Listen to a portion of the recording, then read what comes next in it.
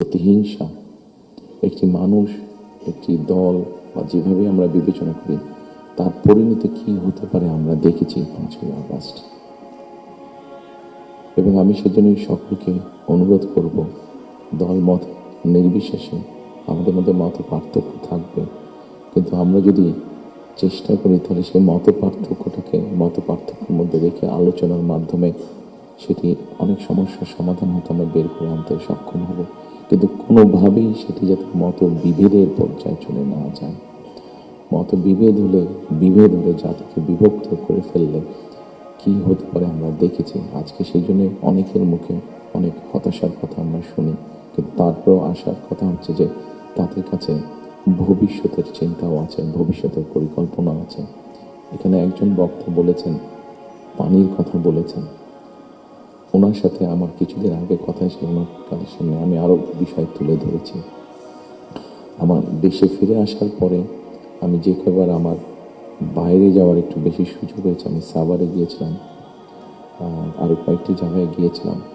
আমার কাছে মনে হয়েছে নতুন প্রজন্ম একটি গাইডেন্স চাইছে, নতুন প্রজন্ম একটি আশা দেখতে চাইছে। শুধু নতুন প্রজন্ম না, আমার কাছে মনে হয়েছে প্রত্যেকটি প্রজন্মই মনে হয় কিছু একটি গাইডেন্স চাইছে। আমরা যারা রাজনীতিবিদ করি আমাদের কাছে হয়তো অনেক প্রত্যাশা, সকল প্রত্যাশা হয়তো বা পূরণ করা সম্ভব নয়, কিন্তু আমরা রাজনীতিবিদরা যদি 1971 সাল, 1990 সাল, 2004-এর 24 সালের 5ই আগস্ট এই সবগুলোকে আমাদের সামনে রেখে আমরা যদি দেশের স্বাধীনতা, দেশের সার্বভৌমত্বের জন্য কাজ করি, তাহলে নিশ্চয়ই আমার কাছে মনে হয় একজন রাজনৈতিক কর্মী হিসাবে আমি দৃঢ়ভাবে বিশ্বাস করি আমরা জাতিকে একটি সঠিক ডাইরেকশনে নিয়ে যেতে সক্ষম হব। আমি জানি না এটা কতটুকু রিলেটেড, একটি ছোট ঘটনা আপনাদের সামনে তুলে ধরতে চাই। আমাকে চিকিৎসার জন্য এই দেশ থেকে 2008 সালে চলে যেতে হয়েছিল যুক্তরাজ্যে।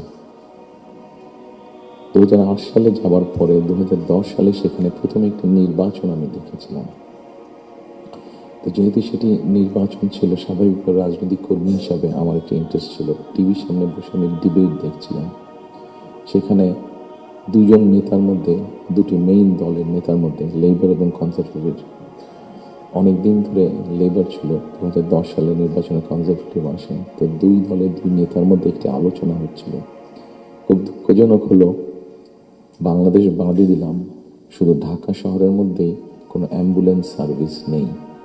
গত 54-55 বছরে আমরা মানুষের চিকিৎসা সেবার জন্য অ্যাম্বুলেন্স সার্ভিস গড়ে তুলতে সক্ষম হইনি। এটি খুব দুঃখজনক ব্যাপার। তো এই অ্যাম্বুলেন্স সার্ভিস নিয়ে দুই নেতার মধ্যে তখন কথা হচ্ছিল। খুব সম্ভবত তখন যতটুকু আমার মনে আছে, তখন এমার্জেন্সির জন্য অ্যাম্বুলেন্স সার্ভিস কল করলে 20 মিনিটের মতন সময় লাগতো আসতে অ্যাম্বুলেন্সের। একজন বলছে 20 মিনিট লাগে, এটাকে আমরা 19 মিনিট করবো। আরেকজন বলছিল যুক্তিতর্ক দিয়ে যে 20 মিনিট লাগে, এটাকে আমরা 15 মিনিটে নিয়ে আসবো। অর্থাৎ একজন 1 মিনিট কমাচ্ছে, একজন 5 মিনিট কমাচ্ছে। এই কাজটা তারা তাদের জনগণের জন্যই করতে চাইছে। আমার মনে হয় এখানে যেটা একটু আগে মাহফুজা নাম যে পানির কথাটি বললেন, খুব সঠিকভাবে বলেছেন। ঠিক এখন যেভাবে চলছে এইভাবে যদি চলে, আমার যতটুকু ধারণা আগামী 10 থেকে 15 বছর, হার্ডলি 20 বছর পরে ঢাকা শহরে কোনো জায়গায় থেকে পানি আমরা পাবো না। আমাদের বুড়িগঙ্গা নদী সম্পূর্ণ রকম পলিউটেড, 100% পলিউটেড। শীতলক্ষা নদী 50%-এর মতন পলিউটেড। এখন মেঘনা নদী থেকে পানি আনার চেষ্টা করা হচ্ছে, আসছে বোধ একটা প্রজেক্ট কাজ হচ্ছে, কিন্তু এটার পানিও আগামী 10 থেকে 15 বছর মধ্যে পলিউটেড হয়ে যাবে। ঢাকা শহরে যে 3.5 কোটি মানুষের মতন মানুষ বাস করছে, এদের কেউ পানি পাবে না। পানি অপূর্ণাঙ্গ জীবন। সারা দেশে যদি এই সমস্যা শুরু হয়, তাহলে বিষয়টি কত ভয়াবহ হতে পারে। আমার মনে হয় এইরকম বিষয়গুলি নিয়ে বোধহয় এখন আলোচনা হওয়া উচিত, সেটি সংসদে হোক, সেটি বিভিন্ন সেমিনারে হোক। কারণ তা না হলে একটি ভয়াবহ ভবিষ্যৎ আমাদের সামনে অপেক্ষা করছে হয়তোবা, which is very unwanted. সম্মানিত উপস্থিতিবৃন্দ, একই সাথে আমরা যদি একটু খেয়াল করে দেখি, আমাদের 20 কোটির মতন মানুষ এই দেশে, এবং এদেশে 20 কোটি মানুষের মধ্যে একটি বড় অংশ হচ্ছে তরুণ সমাজের সদস্য। এই তরুণ সমাজের সদস্যদেরকে বিভিন্নভাবে আমাদেরকে উপায় বের করতে হবে কীভাবে তাদের কর্মসংস্থানের ব্যবস্থা, সেটি দেশের ভিতরে হোক, সেটি দেশের বাইরে হোক। আমরা যদি এটি সক্ষম না হই এই কাজটি করতে, তাহলে আমরা 5ই আগস্ট বলি, 90-এর আন্দোলন বলি, 1971 সালের স্বাধীনতা যুদ্ধ বলি, আমাদের মনে হয় খুব সম্ভবত প্রত্যেকটি প্রত্যাশা ধ্বংস হয়ে যাবে। এখানে একজন সংবাদকর্মী, নারী সংবাদকর্মী, নারীর নিরাপত্তা বা নিরাপত্তা নিয়ে কথা বলেছেন উনি। আমরা মনে করি নিরাপত্তা শুধু নারীর না, নারী পুরুষ উভয়ের ক্ষেত্রে হওয়া উচিত। ছোট যদি একটি এক্সাম্পল দিই, খুব সম্ভবত বাংলাদেশে বছরে 7,000-এর মতন মানুষ, খুব সম্ভব গত বছর 7,000-এর মতন মানুষ রোড অ্যাক্সিডেন্টে মারা গিয়েছে। আমার কাছে বিষয়টি খুব অস্বাভাবিক লাগে। আমার ধারণা আপনারা যদি একটু চিন্তা করেন, আপনাদের প্রত্যেকের কাছে বিষয়টি অস্বাভাবিক লাগবে, কিন্তু ঘটনাটি ঘটছে, কোনো বছর বেশি, কোনো বছর কম। এই অস্বাভাবিক ঘটনাটি কেন ঘটবে? একজন মানুষ রোড অ্যাক্সিডেন্টে অধিকাংশ ক্ষেত্রে যারা মারা যাচ্ছে, আমরা যদি তাদের সামাজিক স্ট্যাটাসটা দেখি, খুব অবস্থাপন্ন লোক যারা আর্থিকভাবে সচ্ছল তারা যে মারা যাচ্ছেন তা না, কিন্তু যে মানুষগুলো মারা যাচ্ছে সেই মানুষরা হয়তো তাদের ফ্যামিলির অনলি আর্নিং সোর্স। মারা যাওয়ার পরে সেই ফ্যামিলিটির কী হচ্ছে, অথবা লোকটি যদি পঙ্গু হয়ে যায়, মানুষটা যে পঙ্গু হয়ে যায়, তাহলে তার ফ্যামিলির উপরে কী হচ্ছে, এই বিষয়টি বোধহয় আমাদেরকে নজরে আনা উচিত। এরকম অনেকগুলো বিষয় আছে যে বিষয়গুলো আমার মনে হয় রাজনৈতিক দলগুলোর মধ্যে চিন্তা ভাবনা করা উচিত। এখানে শাহেক সিরাজ সাহেব বসে আছেন, ওনার একটি বিখ্যাত প্রোগ্রাম আছে কৃষি সংক্রান্ত। আমাদের দেশে কৃষকদের কি অবস্থা এখন, সেই বিষয়টি বোধহয় আমাদেরকে বিবেচনা করা উচিত। উনি ভালো বলতে পারবেন। আমার যতটুকু ধারণা আছে যে মানে সরাসরি জমিতে কৃষিকাজের সাথে জড়িত জমির মালিক এরকম কৃষকের সংখ্যা প্রবাবলি 1.5 কোটির মতন সারা বাংলাদেশে, 1,50,00,000 মতন। এর মধ্যে ডিফারেন্ট ক্যাটাগরির কৃষক আছে। এই কৃষকদের বিভিন্ন অসহায়ত্বের নিউজ আপনাদের সংবাদপত্রে প্রকাশ হয়, বিভিন্ন সময় আপনাদের খবরেই প্রকাশ হতেছে, বিভিন্ন সময় সেটি ইলেকট্রনিক মিডিয়া হোক, সেটি মেইন প্রিন্টেড মিডিয়াতেই হোক, প্রকাশিত হয়েছে। এদের ব্যাপারে আমি আমার বিগত সরকারের কথা বলবো, আমার দলের বিগত সরকারের কথা বলবো। সেই সরকার বিভিন্ন সময় বিভিন্ন পদক্ষেপ গ্রহণ করেছে।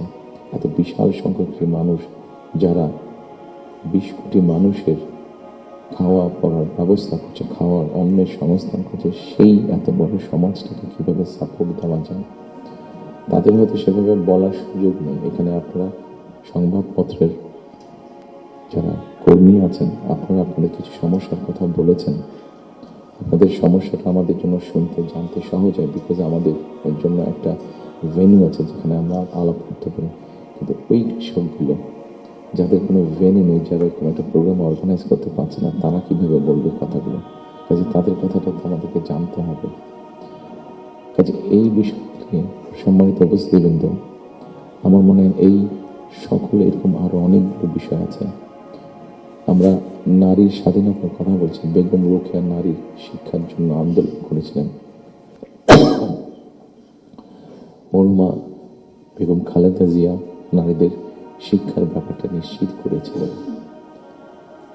পরবর্তীতে আগামী নির্বাচনে ইনশাল্লাহ জনগণের ম্যান্ডেট নিয়ে আমরা সরকার গঠনে সক্ষম হলে আমাদের একটি পরিকল্পনা রয়েছে।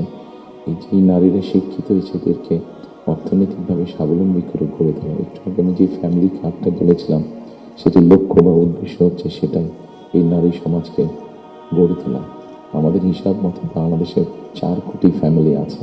আমরা যদি পরিবার হিসেবে ভাগ করি, এবারে যে একটি পরিবারে 5 জন করে সদস্য ধরা হয়েছে। আমরা এই ফ্যামিলি কার্ডটি আপনাদের সামনে একটু তুলে ধরতে চাইছি, আমাদের পরিকল্পনাগুলো। কারণ এখানে একজন সাংবাদিক উল্লেখ করেছেন যে 25 তারিখে যখন আমি এসেছি, আমি একটি কথা বলেছিলাম মার্টিন লুথার কিংয়ের মতন, আই হ্যাভ এ ড্রিম, যেমন বলেছিল 62 বছর আগে মার্টিন লুথার কিং। আমি বলেছিলাম আই হ্যাভ এ প্ল্যান। সেই প্ল্যানের মধ্যে একটি অংশ আছে বাংলাদেশের যে হাফ পপুলেশন নারী, তাদেরকে ঘিরে, এবং সেটি হচ্ছে ফ্যামিলি কার্ড। ফ্যামিলি কার্ডের মাধ্যমে ইটস নট যে একটা ফ্যামিলি কার্ড যে নারী পাবে সেটি সে সারা জীবন পাবে। একজন গৃহিণী বা একজন হাউসওয়াইফ যে পাবেন কার্ডটা সারা জীবনের জন্য না, আমরা 5 থেকে 7 বছর দেবো। এই 5 থেকে 7 বছর তাকে আমরা একটা সাপোর্ট দেওয়ার চেষ্টা করবো। সেটা টাকার হিসাবে হতে পারে অথবা এসেনশিয়াল ফুড আইটেমের হিসাবে হতে পারে। কারণ আমরা দেখেছি যে একজন নারী একজন স্ত্রীকে বা একজন গৃহিণীকে যদি একটি সাপোর্ট দেওয়া হয়, সেটি সে তার ফ্যামিলির জন্য সঠিকভাবে খরচ করে দেন একজন পুরুষ। এবং আমরা রিসার্চ দেখেছি যে যদি 5 থেকে 7 বছর দেওয়া যায় তাহলে সে যেই অর্থটা তার হাতে জমা হয় সে মূলত 3টি কাজে খরচ করে। প্রথমত তার ফ্যামিলির স্বাস্থ্যের পেছনে, দ্বিতীয়ত তার ফ্যামিলির ছেলেমেয়েদের শিক্ষার পিছনে, তৃতীয়ত সে যে অর্থটা জমা করতে পারে সেটি সে ছোট ছোটভাবে ইনভেস্ট করে। খুব স্বাভাবিকভাবে এইভাবে যখন সে ইনভেস্ট করা ধরবে, স্বাভাবিকভাবে তার গ্রামের লোকাল ইকোনমিটা স্ট্রেংথেন হবে, তার উপজেলার ইকোনমিটা স্ট্রেংথেন হবে, তার জেলার ইকোনমিটা স্ট্রেংথেন হবে। তার পরিবারটা শিক্ষিত এবং তার পরিবারটা যদি হেলদি হয়, এভাবে পুরো গ্রামটা হবে, এভাবে পুরো উপজেলাটা হবে, এভাবে পুরো জেলাটা, বিভাগ, একসময় গিয়ে দেশটা হবে। 4 কোটি ফ্যামিলির মধ্যে আপনারা বলতে পারেন একবারে কি দেওয়া সম্ভব কিনা? না, 4 কোটি ফ্যামিলির মধ্যে একবারে দেওয়া সম্ভব নয়। গ্র্যাজুয়ালি আমরা যাব, যারা প্রান্তিক, যারা যাদের যাদের নিড ফুলবে আন্ডার প্রিভিলেজ, তাদেরকে দিয়ে আমরা শুরু করব। এই কার্ডটি আমরা, আপনারা জিজ্ঞেস করতে পারেন হয়তো কার্ডটি কাদেরকে দেবেন। আমরা কার্ডটি জেনারেল রেখেছি, ইউনিভার্সাল রেখেছি, কারণ আমরা অতীতে দেখেছি বিভিন্ন সময় বিভিন্ন সোশ্যাল সেফটি নেটওয়ার্কের আওতায় যাদেরকে নিয়ে আসা বিভিন্ন ক্যাটাগরি করা হয় এবং সেখানে কারাপশন দেখা দেয়। সেই জন্য আমরা এটি জেনারেল রেখেছি। এটি একজন গ্রামের কৃষকের স্ত্রী যেমন পাবে, ইমাম সাহেবের স্ত্রী যেমন পাবে, প্রাইমারি স্কুলের শিক্ষকের স্ত্রী যেমন পাবেন, ঠিক একইভাবে ডিসি সাহেবের স্ত্রীও পাবেন, এসপি সাহেবের স্ত্রীও পাবেন। তবে আমরা দৃঢ়ভাবে বিশ্বাস করি ডিসি সাহেবের স্ত্রী বা এসপি সাহেবের স্ত্রী নিশ্চয়ই ওনারা নেবেন না, কারণ ওনাদের ওটি প্রয়োজন হবে না। কারাপশনটাকে যাতে মানে একটা স্প্রেড না করে, কারাপশনটা যাতে স্বাভাবিক একটা পর্যায়ে থেকে কিছু তো অ্যানোমালিজ হতে পারে, সেটি আমরা গ্র্যাজুয়ালি ঠিক করি। ঠিক এভাবে কৃষকদেরকে হেল্প করার জন্য আমরা কৃষি কার্ড করেছি। একটি বড় সমস্যা হচ্ছে হেলথ ইস্যু। বাংলাদেশের 20 কোটি মানুষ, আমরা স্লোগান দিয়ে হয়তো বলতে পারি যে সকলের জন্য স্বাস্থ্যের ব্যবস্থা করবো, আমরা সকলকে স্বাস্থ্য সুবিধা আমরা দিব। এখানে আপনারা অনেকেই আছেন যারা আপনারা ইউকেতে গিয়েছেন, যেহেতু আমি ইউকেতে অনেকদিন ছিলাম, স্বাভাবিকভাবে আমি তাদের বিষয়টি আমার নজরে বেশি পড়েছে। তাদের ওখানে বৈধভাবে যে কোনো মানুষ থাকে তাকে তারা পূর্ণ হেলথ সার্ভিস দেন, সেটা যে কোনো ধরনের, সেটা বাইপাস হোক, কার্ডিয়াক হোক, ক্যান্সার হোক, সব রকম চিকিৎসা তারা দেয়। এখন আমরা কিন্তু এখন দেখা যাচ্ছে যে এই কাজটা করতে গিয়ে ইউকের মতন দেশগুলো, ইউরোপের যে ডেভেলপ দেশগুলো আছে তারাও হিমশিম খাচ্ছে। তারা এখন যেটা চাচ্ছে সেটা হচ্ছে প্রিভেনশন। তারা হিসাব নিকাশ করেছে যে একজন মানুষ অসুস্থ হলে তাকে যদি হাসপাতালে নিয়ে আসা হয়, তাকে যদি ওষুধ দেওয়া হয়, ডাক্তার, নার্স, হাসপাতালের বেড সব কিছু, তাতে খরচ অনেক বেশি হয়। কিন্তু যদি প্রিভেনশন করা হয়, মানুষকে যদি সচেতন করা হয় যে এই খাবারগুলো খেও না, তাহলে তুমি কিডনি প্রবলেম হবে না, এই খাবারগুলো খেও না তাহলে তোমার হার্ট প্রবলেম হবে না, এই খাবারগুলো খেও না তাহলে তোমার ডায়াবেটিক হবে না। মানুষকে যদি এভাবে সচেতন করা যায় তাহলে দেখা গেছে তাতে রাষ্ট্রের খরচ অনেক কমে আসে, মানুষও সুস্থ থাকে। এবং এটার বেস করে যেহেতু ইউরোপে এই কাজটা চলছে, এটার উপরে বেস করে আমরা হেলথ কেয়ারের অ্যাপয়েন্ট করতে চাই। এবং এই হেলথ কেয়ারের অ্যাপয়েন্টের আরেকটি মূল লক্ষ্য উদ্দেশ্য হচ্ছে এরা যেরকম বেসিক ট্রেনিং পাওয়ার পরে গিয়ে মানুষকে সচেতন করবে, অ্যাট দ্য সেম টাইম সম্মানিত উপস্থিতিবৃন্দ, আরেকটি বিষয় বোধহয় আমাদের নজরে খুব আনা প্রয়োজন। একটি বিষয় খুব ভয়াবহ পরিস্থিতি, মাহফুজ আলম সাহেব যেরকম পানির কথা বলেছেন, সেরকম আরেকটি ভয়াবহ পরিস্থিতি হচ্ছে যে আমাদের জনসংখ্যা যেভাবে বাড়ছে, আমরা যদি সৌদি আরব বা কুয়েতে সবগুলো তেল খনিও এখানে নিয়ে আসি, তাহলে হয়তো আমরা এই এত রিসোর্স দিয়ে আমরা এত মানুষকে সমস্যার সমাধান করতে পারবো না। সেই জন্য আমাদেরকে অবশ্যই পপুলেশন কন্ট্রোলে যেতে হবে, আমাদের দেশের জনসংখ্যাকে সীমাবদ্ধতার মধ্যে আনতে হবে। এবং সেই জন্য এই হেলথ যে নিয়োগ হবে, এই হেলথ কেয়ারের শতকরা 80 থেকে 85% আমরা 1 লক্ষের মতন আমাদের টার্গেট নিয়োগ করা। এই হেলথ কেয়ারের 80 থেকে 85% আমরা নারী কর্মীকে নিয়োগ করতে চাই, যাতে নারী কর্মীরা গিয়ে ঘরে ঘরে বোঝাতে সক্ষম হন যে কী জন্য প্রয়োজন, হাইজিন মেনটেন করা এবং পরিবারকে সুস্থ রাখা, অ্যাট দ্য সেম টাইম পরিবারকে একটি রিজনেবল সাইজের মধ্যে রাখা পরিবারের সদস্য সংখ্যা। ঠিক একইভাবে কিছু কথা আপনাদের সামনে বলেছে, যেই বিষয়টি আমি আপনাদের সামনে একটু আগে উল্লেখ করেছিলাম সম্মানিত উপস্থিতিবৃন্দ, সেটি হচ্ছে যে বিরাট এক তরুণ সমাজের সদস্য আমাদের আছেন। এই তরুণ সমাজের সদস্যদেরকে, সেটি গ্রামে হোক সেটি শহরে হোক, বিভিন্ন জায়গায় বিভিন্ন কোয়ালিফিকেশন বা শিক্ষা ব্যাকগ্রাউন্ড আছে, সেটার উপরে বেস করে আমরা ভোকেশনাল টেকনোলজিক্যাল ইনস্টিটিউশনকে আমরা মডার্নাইজ করতে চাই। আমাদের ভোকেশনাল এবং টেকনোলজিক্যাল ইনস্টিটিউশন যেগুলো আছে সেগুলোর মধ্যে প্রায় 200-250 মতন সাবজেক্ট আছে যেগুলোর এত প্রয়োজন নেই আমাদের। আমরা এর মধ্যে কিছু কাজ করেছি, প্রাইমারি কাজ করেছি, যে নর্মালি যেসব দেশে আমাদের মানুষ যেতে পারবে বা পারে, যেমন তার একটা বড় অংশ হচ্ছে মিডল ইস্ট, সেখানে কি কি কাজের স্কোপ আছে আগামী 5 থেকে 10 বছর। একটি বড় মার্কেট হচ্ছে মানুষ যাবার জন্য, দেশ থেকে স্কিল শ্রমিক যাওয়ার মতন একটি বড় মার্কেট আস্তে আস্তে তৈরি হচ্ছে জাপানে, আস্তে আস্তে তৈরি হচ্ছে ইউরোপে, ইভেন চায়নাতেও তৈরি হচ্ছে। আমরা মোটামুটিভাবে একটি অ্যানালিসিস করে দেখি যে কী কী ধরনের মানুষ এখানে যেতে পারে, সেটার উপর বেস করে আমরা আমাদের ভোকেশনাল ইনস্টিটিউটগুলোকে আমরা সেইভাবে মডার্নাইজ করতে চাইছি। আপনারা নিশ্চয়ই খেয়াল করেছেন, যেহেতু আপনারা সংবাদ কর্মী, আপনারা নিশ্চয়ই খেয়াল করেছেন গত কয়েকদিনে আমার সাথে বেশ কিছু বিদেশি ডিপ্লোমেট দেখা করেছেন। ওনাদের মধ্যে যে সকল দেশগুলো এই ভোকেশনাল এবং টেকনিক্যাল ইনস্টিটিউশনে ওনারা অনেক ডেভেলপ, তাদেরকে আমরা বলেছি যে আপনাদেরকে এই সহযোগিতা করতে হবে। ওনারা খুশি মনে আমাদেরকে বলেছেন যে ওনারা এই ব্যাপারে সহযোগিতা করবেন। আমরা যদি আমাদের ছেলেদেরকে, এই মুহূর্তে আর্থিক 10 লক্ষ মানুষ প্রতি বছর বিদেশে যাচ্ছে, তার মধ্যে প্রায় 6.5-7 লক্ষ মানুষ মধ্যপ্রাচ্যে যাচ্ছে, কিন্তু আপনারা যদি খেয়াল করে দেখেন যে তারা যে যাচ্ছেন মধ্যপ্রাচ্যে, তারা কিন্তু আনস্কিল্ড হিসাবে যাচ্ছেন। তাদেরকে যদি আমরা কিছুটা ভাষা শিখিয়ে দিতে পারি এবং সেখানে যেই কাজগুলোতে তারা যাচ্ছেন সেগুলোর ব্যাপারে মিনিমাম ট্রেনিং দিয়ে দিতে পারি, তাহলে কিন্তু গিয়ে তারা ওখানে বেটার করতে সক্ষম হবেন। ঠিক এইভাবে যদি আমরা রিসার্চ করে যদি মার্কেটগুলোকে বের করতে পারি, তাহলে দেশের বাইরে আমরা বহু সংখ্যক অ্যাকাউন্ট, যে 8 থেকে 10 লাখ, অ্যাবাউট 1 মিলিয়ন মানুষ বিদেশে যাচ্ছে, এটাকে খুব সহজে 2 থেকে 3 বছরের মধ্যে পসিবলি 1.5 to 2 মিলিয়ন করা যাবে। 15 থেকে 20 লক্ষ মানুষ করা যাবে। এবং 15 থেকে 20 লক্ষ মানুষ শুধু যাচ্ছেন না, তাদেরকে যদি ট্রেনিং এবং ল্যাঙ্গুয়েজ দিয়ে আমরা পাঠাতে পারি, তাহলে ভ্যালু অ্যাড হবে। এখন যদি কেউ $100 আর্ন করে মাসে, ইজিলি সেটা $300 নিয়ে আসতে পারবো। তাহলে বৈদেশিক মুদ্রার একটা বিশাল অংশ আমরা আনতে পারবো, যেটা দিয়ে আমরা কাজ করতে পারবো। আপনারা যেরকম বিভিন্ন বিষয় উল্লেখ করেছেন, বিভিন্ন দাবি দেওয়া, সেই জিনিসগুলো আমরা পূরণ করতে পারবো। আমরা একটি জিনিস বিবেচনা করছি, এই মুহূর্তে এখন যদি আমরা দেখি আমাদের বৈদেশিক মুদ্রা উপার্জনের রাস্তা মূলত দুটি, একটি হচ্ছে গার্মেন্টস এবং একটি হচ্ছে আমাদের রেমিটেন্স, যেটা প্রবাসীরা পাঠিয়ে থাকেন কষ্ট করে। এইটির সংখ্যাকে আমরা বাড়াতে চাচ্ছি। আমরা একটি চিন্তা ভাবনা করেছি, এর মধ্যে নিজেদের মধ্যে আমরা আলাপ করেছি যে যে কোনো উদ্যোক্তা যদি একটি ইন্ডাস্ট্রি বা ফ্যাক্টরি সেট করেন, যেটি শতকরা 100 ভাগ পণ্য বিদেশে রফতানি হবে।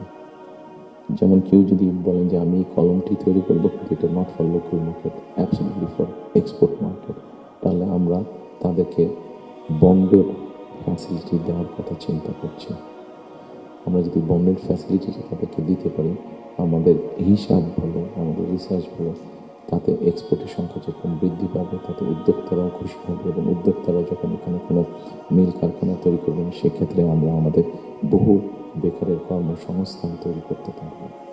কাজেই সম্মানিত উপস্থিতির মধ্যে আমি যদি এইভাবে আপনাদের সাথে আলোচনা করি, অনেক সময় লাগবে, সময় কম, আপনার প্রত্যেকে ব্যস্ত মানুষ, প্রত্যেকে আপনাদের সময় মূল্য আছে। আমি আমার কিছু চিন্তা ভাবনাগুলো আপনাদের সামনে শেয়ার করলাম। আপনাদের এখানে কয়েকটি কথা খুব সম্ভবত উঠে এসেছে, যতটুকু আমার মনে পড়ছে। এখানে নয়া দিগন্ত সম্পাদক সাহেব একটু বলেছেন যে আমার প্ল্যানটা পরিষ্কার না। আমার মনে হয় পরিপূর্ণ পরিষ্কার না হলেও কিছুটা হয়তো আমি পরিষ্কার করতে সক্ষম হয়েছি। আরও কিছু প্ল্যান আছে আমাদের, যেমন কর্মসংস্থানের ক্ষেত্রে আরেকটি প্ল্যানের কথা আপনাদেরকে উল্লেখ করি। যেমন আইটি সেক্টরে আমাদের অনেক ইয়াং ছেলে মেয়ে আছে যারা আইটি সেক্টরে কাজ করছেন। আমরা স্বৈরাচারের সময় দেখেছি বাংলাদেশের বিভিন্ন জায়গা আইটি পার্কের নামে কতগুলা বড় বড় বিল্ডিং তৈরি করা হয়েছে। কিন্তু এখনই আমি কিছু পত্রিকার পাতায় নিউজ দেখেছি, গত 2-1 বছর আগে নিউজ দেখেছি, 2-3 বছর আগে নিউজ দেখেছি যে পার্কগুলো অনেক ক্ষেত্রে দেখা যাচ্ছে যে অসামাজিক কাজ হচ্ছে, অথবা সেখানে কমিউনিটি সেন্টার হচ্ছে, অর্থাৎ আইটি পার্ক বলতে যাবে যে তার বিন্দু কোনো কিছুই সেখানে নেই। প্রিয় সম্মানিত উপস্থিতিবৃন্দ, আমরা এই আইটি পার্কগুলোকে একটু ডিফারেন্টভাবে নিয়ে আসতে চাইছি। আমাদের বিভিন্ন জায়গায় যে আইটি পার্কগুলো আছে, এই আইটি পার্কগুলোকে আমরা ওই এলাকায় যদি আমরা বের করতে পারি, আমাদের তরুণ সমাজের কারা কারা আইটিতে কাজ করছেন, অনেকেই কাজ করছেন, কেউ কাজ করছেন ডাটা প্রসেসিংয়ে, কেউ কাজ করছেন হয়তো কোনো রকম ডিজাইনিংয়ে, কেউ কাজ করছেন হয়তো অনলাইন শপিংয়ে, শপিং মানে অনলাইন ট্রেড করছেন অনেকে।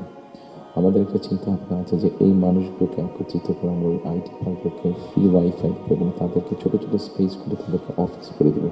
এখন হয়তো তারা হলে যারা থাকছেন, যদি স্টুডেন্ট হয়ে থাকেন হলে বিছানার উপরে কাজ করছে, তাহলে মেসে থাকলে মেসের ওই ছোট্ট কোনায় কাজ করছে, অথবা বাসায় থাকলে হয়তো বিছানার উপরে বসে কাজ করছে, অথবা ছোট্ট একটা টেবিল সামনে কাজ করছে। কিন্তু আমরা যদি তাদেরকে একটা স্পেস করে দিতে পারি, তাহলে কিন্তু তারা তাদের বিজনেসটা অনেক ফ্লারিশ করতে পারবে এবং স্বাভাবিকভাবে তার বিজনেস যখন ফ্লারিশ হবে, সে তখন আরও হয়তো তার মতন আরও কয়েকজনকে একসাথে নিয়ে আরেকটু বড় কোম্পানি করবে।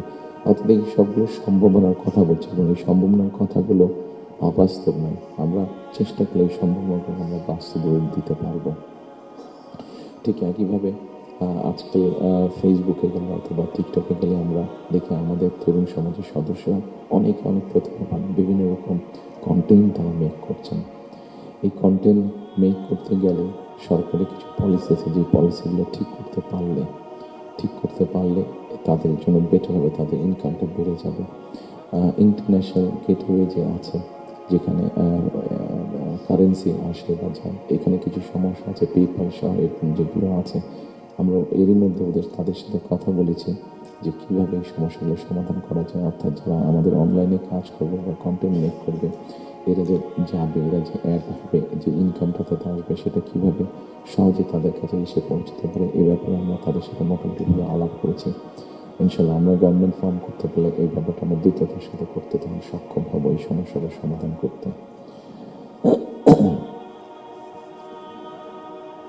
সম্মানিত উপস্থিতিবৃন্দ, আমাদের সামনে এখানে অনেকে উপস্থিত আছেন যাদের অনেক লম্বা অভিজ্ঞতা আছে দেশ স্বাধীনের পর থেকে। আমাদের দেশ স্বাধীনের পর থেকে অনেক উথাল পাতাল ঝড় অনেক হয়েছে, রাজনৈতিক অঙ্গন থেকে অর্থনৈতিক অঙ্গনে। এখানে একজন বক্তা বলে গেছে যে সামনে আমাদের চ্যালেঞ্জ আছে। একজন রাজনৈতিক কর্মী হিসাবে আমার কাছে মনে হয় ইয়েস, সামনে আমাদের অনেক কঠিন চ্যালেঞ্জ আছে, আমাদের মধ্যে বিভিন্ন রকম মত পার্থক্য আছে। একজন রাজনৈতিক কর্মী হিসাবে আজকে আপনাদের কাছে এবং আপনাদের মাধ্যমে সকল রাজনৈতিক দলের সদস্যদের কাছে, সাময়িকভাবে সমাজের সকল মানুষের কাছে আমি একটি বিনীত আহ্বান রাখতে চাই যে আমাদের বিভিন্ন মত পার্থক্যগুলো নিয়ে যাতে আমরা আলোচনা করতে পারি, আলাপ করতে পারি। আমাদেরকে যে মূল্যে ডেমোক্রেটিক প্রসেস, যেটা আমরা 12 তারিখ থেকে ইনশাল্লাহ শুরু করতে যাচ্ছি। এখানে এনটিভির আমাদের ওনার নামটা আমি জহিরুল আলম সাহেব অনেক আগে আমার একটা ইন্টারভিউ নিয়েছিলেন। আমি ওনাকে খুব সম্ভবত ওনাকে বলেছিলাম, অথবা মতি ভাই এখানে উপস্থিত আছেন, মানব জীবনের মতি ভাই, খুব সম্ভব ওনার ইন্টারভিউতে আমি বলেছিলাম যে আমাদেরকে যে কোনো মূল্যে হোক ডেমোক্রেটিক প্রসেসটা চালু রাখতে হবে, আমাদের জবাবদিহিতাটা চালু রাখতে হবে যে কোনো মূল্যে। সেটি জাতীয় পর্যায়ে হোক, সেটি লোকাল পর্যায়ে হোক, অর্থাৎ ইউনিয়ন পরিষদ নির্বাচন, পৌরসভার নির্বাচন, লোকাল পর্যায়ে হোক, সেটা কোনো ট্রেড বডির ইলেকশন হোক। আমার ব্যক্তি যেটা বিশ্বাস, আমরা যে কোনো মূল্যে যদি এই যে জবাবদিহিতাটা, গণতান্ত্রিক প্রসেসটা যদি আমরা কন্টিনিউ করতে পারি, অনেক দেরি হয়তো আসবে, অনেক কঠিন হবে, কিন্তু একটা সার্টেন টাইম পর আমরা যদি গণতান্ত্রিক প্রসেসটাকে কন্টিনিউ করে যেতে পারি, তাহলে নিশ্চয়ই আমরা অবস্থার পরিবর্তন ঘটাতে সক্ষম হব। এবং আরেকটি কথা, কাউকে আঘাত না করেই আমি বলতে চাইছি, কোনো রাজনৈতিক দলের নেতা সদস্য কাউকে আমি আঘাত করতে চাইছি না। আমি আমার চিন্তাটা শুধু ওনাদের সামনে তুলে ধরতে চাইছি যে আসুন আমরা দেশের মানুষের শিক্ষা, দেশের মানুষের স্বাস্থ্য, দেশের নারীদের অধিকার, এম্পাওয়ারমেন্ট, কর্মসংস্থান, পরিবেশ, সব কিছু মিলিয়ে এই যে বিষয়গুলো, যেটি একটি সাধারণ মানুষের জন্য প্রযোজ্য, আমরা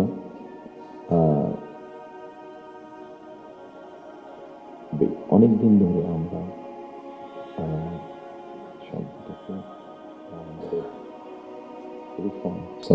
শব্দটা মনে করতে হবে সংস্কার, রিফর্ম, যে বিষয়গুলি নিয়ে আমরা আলোচনা করছি, আপনি যদি একটু খেয়াল করে দেখেন, এই রিফর্মের মধ্যে আমার কাছে মনে হয়েছে যে 3টি পার্ট আছে। একটি হচ্ছে সাংবিধানিক পার্ট, একটি হচ্ছে আইনগত পার্ট, এবং আরেকটি হচ্ছে মানুষের প্রতিদিনের জীবনযাত্রা, নিরাপত্তা, তাদের সিকিউরিটি, সব কিছু নিয়ে একটি পার্ট আছে। আমরা সাংবিধানিক বিষয় নিয়ে আলোচনা করেছি, আইনগত বিষয় নিয়ে আলোচনা করেছি। আমার মনে হয় মানুষ প্রতিদিনকার প্রত্যেকটি মানুষ, সকল সমাজের প্রত্যেকটি শ্রেণী পেশার মানুষ, তাদের প্রতিদিনকার যে চাওয়া পাওয়াগুলো, প্রয়োজনগুলো, সেটা নিয়ে বোধহয় আমরা আলাপ আলোচনা একটু কম করেছি। আমার কাছে মনে হয় সেই বিষয়গুলি নিয়ে বোধহয় আলোচনা করা উচিত। সেই বিষয়গুলি নিয়ে বোধহয় প্রত্যেকটি রাজনৈতিক দলের আলোচনা করা উচিত।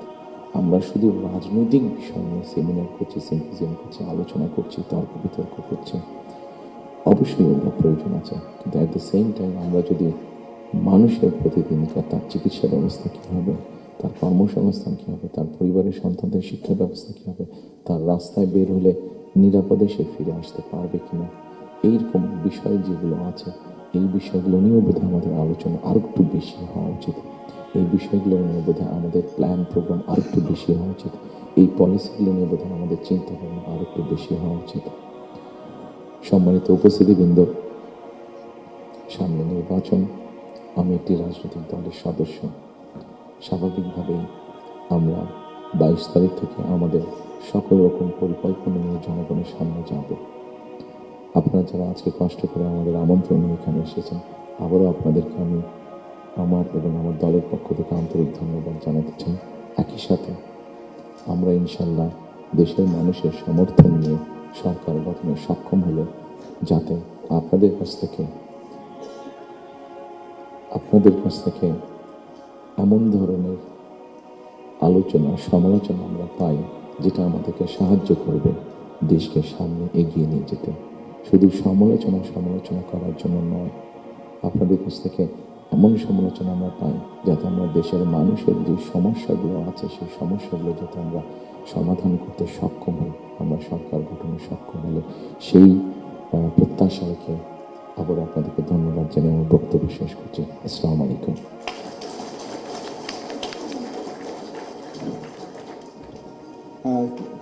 ধন্যবাদ চেয়ারম্যান জনাব তারেক রহমান। ধন্যবাদ উপস্থিতি একটি প্রাণবন্ত শুভেচ্ছা বিনিময় অনুষ্ঠান উপহার দেওয়ার জন্য। আমাদের এই অনুষ্ঠানের এই পর্বের এখানেই সমাপ্তি, এবং আপনাদের জন্য মধ্যাহ্ন ভোজনের ব্যবস্থা আছে, অনুগ্রহ করে আপনার সাথে অংশগ্রহণ করবেন।